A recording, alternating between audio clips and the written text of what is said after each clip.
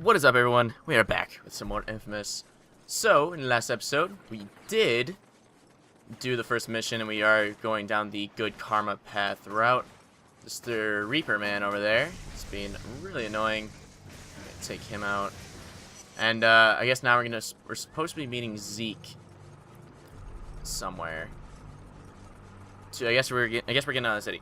Anyway, I guess I'll use this episode to kind of explain to you guys how I decided to get into YouTube.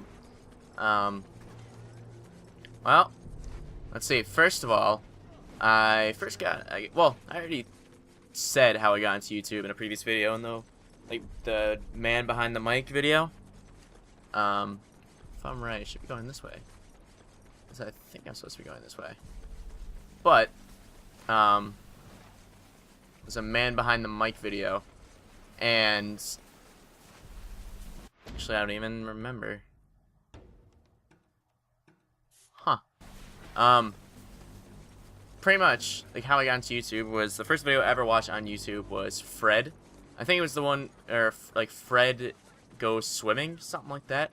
It was in like late 2006 or early 2007, whichever one. I was in 6th grade at the time, and I was like, wow, this is pretty dang cool. I like how, like, wow, this is actually a lot of fun. And, I don't know, I started watching a lot of videos, and then eventually, in 2008, okay.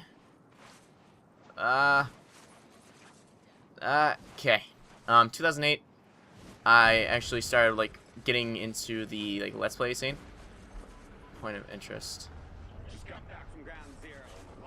Over there freezing their asses off. If you got something to spare, take it over there. Those kids need it more than you do.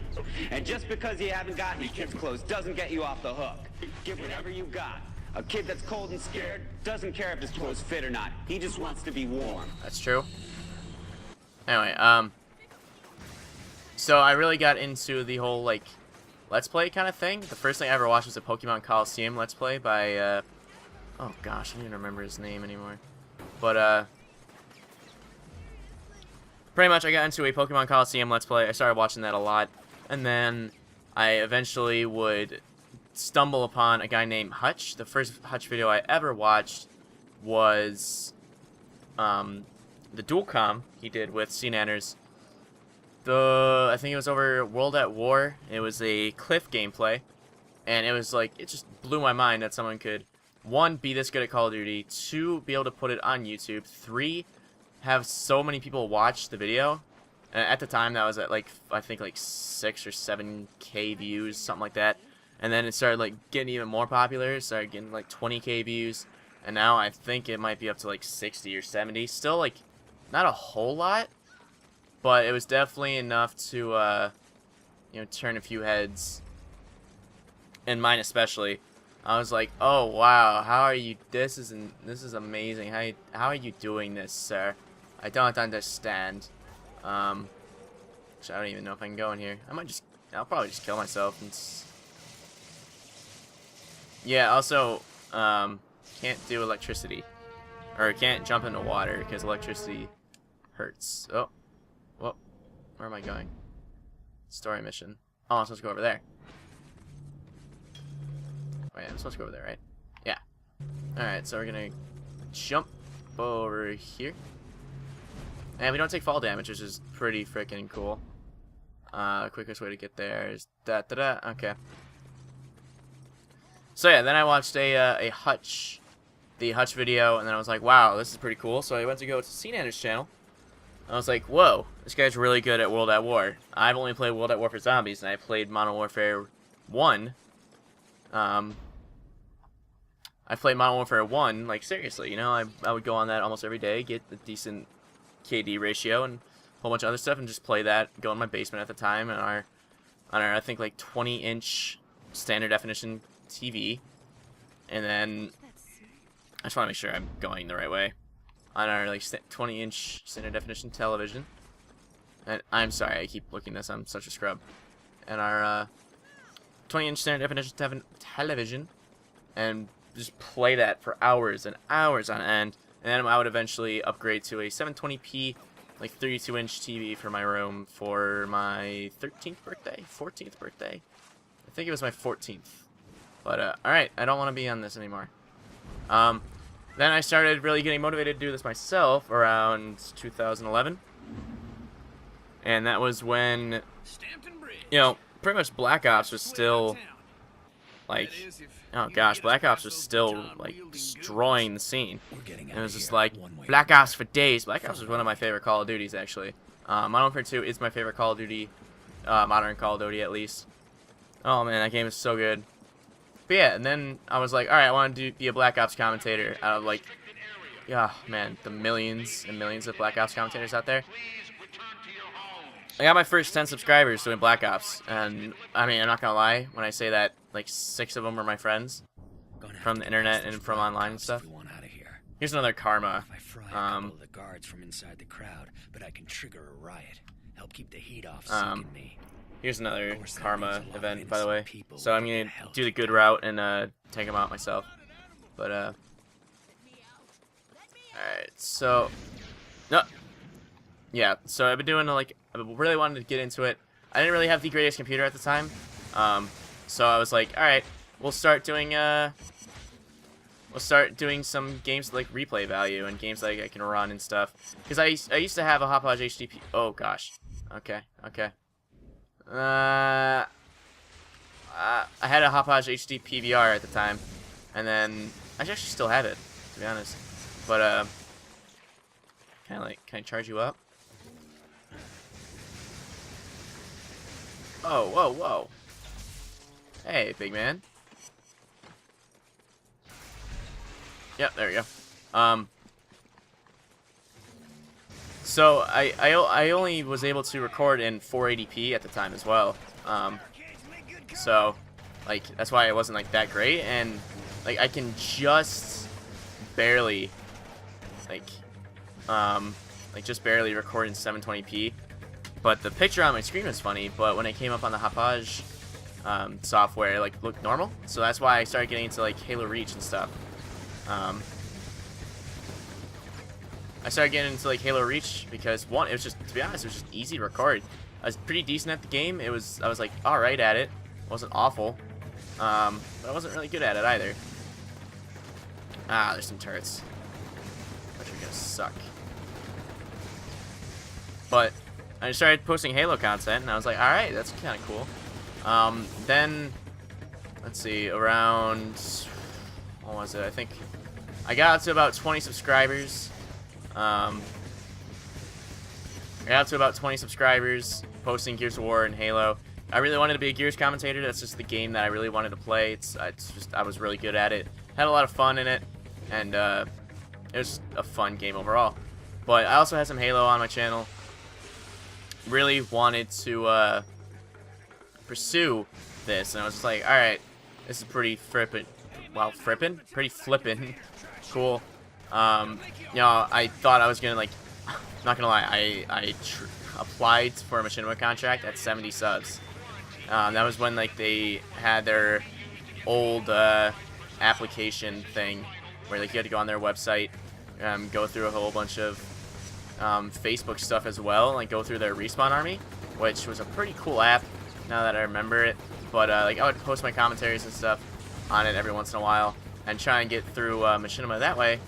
And I accidentally, oh god, okay, and it's everywhere. Try getting, like, my Machinima contract that way, and obviously that didn't work because I was at 70 subs and I didn't have any videos whatsoever. I had about 4 or 5 videos up at that point. Actually, no, at 70 subs I had about 10 or 11. I can't remember 100%, but it was definitely in the oh god, it was definitely in the like teens, or definitely double digits at least. But yeah, so I applied for Machinima, obviously didn't hear anything back, and then I just kind of was like, alright, whatever, I'm a little demotivated, and I decided I'd keep doing it. And I kept doing it, and then I obviously, around the 40 sub mark, 40 subscriber mark, the gate opened to a wall of here's like a cinematic scene. Zeke made a break for it, smashed in the gate to the decontamination unit, and fell headlong into the harbor. And I moved, faster than I knew I could. I was greeted by name. This FBI agent, Moya, had seen the footage of me at Ground Zero and came here to wait, figuring I'd try to escape, knowing I'd have powers.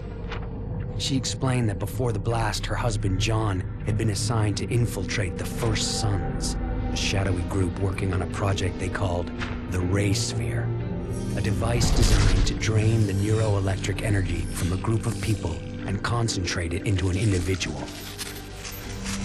She'd lost contact with John the night of the blast.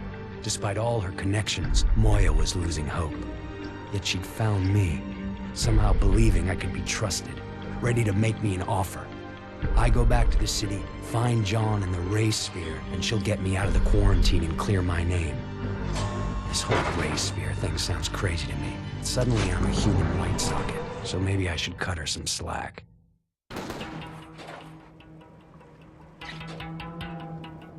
Because of the riot topside, this is the only way back into the city. I screwed up. The state of our new partnership. Anyway, what was I saying? But yeah, I got into, Topside, this is the only way back into the city. Given the state of our new partnership, around 40 sub mark-ish. I was actually, like, my buddy Parkatron at the time. It was me, my buddy Parkatron, my buddy Stampy Longnose, you guys might know him as Stampy Longhead, the dude who does all the good Minecraft stuff on the 360 and has, like, a lot of subscribers now. Yeah, me and him used to talk for a while, and now it's kind of unfortunate that we haven't really, you know, other than Twitter, we haven't really, you know, talked or said anything or really done anything or haven't gamed, really, I guess. But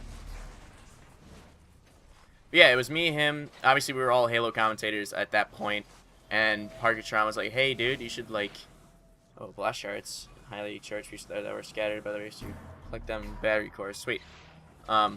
He's like, "Hey, dude, you should like definitely, that kind of hurts."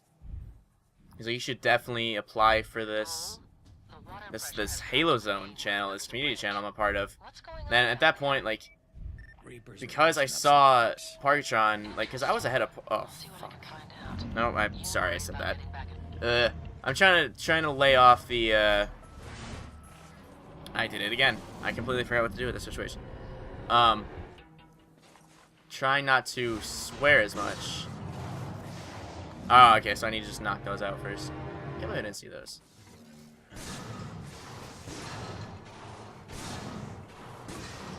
But, yeah, so obviously, like, I was at 40. I was always ahead of him until, oh gosh. It was probably until he joined Halo Zone, actually, and it's been there for like a month or so, that he started getting subs from it, and like holy cow. So he was on like about 80 subs when I was still on 40, and then I like messaged him. I was like, "Hey dude, how are you like doing so well? Like you know, videos aren't really working all too well." He's like, "Oh yeah, this Halo Zone channel, you know, really got me started." And I was like, "Wow, really?" He was like, "Yeah, dude, you should like definitely like apply for it." And I was like, "Oh, okay." So at the time, Halo Zone had their like own like subdivisions, which were commentators and there were commentators and then directors. So I was put on as a commentator, and then on Repopulate Day, I was promoted to I guess you could say promoted. I guess everyone's a director now, but promoted to quote unquote director status. And getting back to shore. but yeah, and then like all that good stuff. But yeah, so then pretty much overnight, I went from 40 to 70 subs. I was like, wow, this is pretty cool.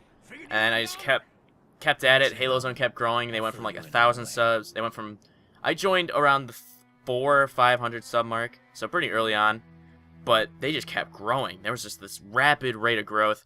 You know, 400 subs to 500 to 800. Next thing we're at 1,000, and I'm like being asked to make like a 1-minute commentary saying, "Hey, thanks Halo Zone for 1,000 subs," or "Thanks Halo Zone audience, we're at 1,000 subs." So I'm like, "Oh god, this is insane." Sure. I could use a sidekick. Ah, hell with that. Zeke Jedediah Dunbar is his own man. Your middle name Why is is Jedediah? your name Jedediah? Yes, it is.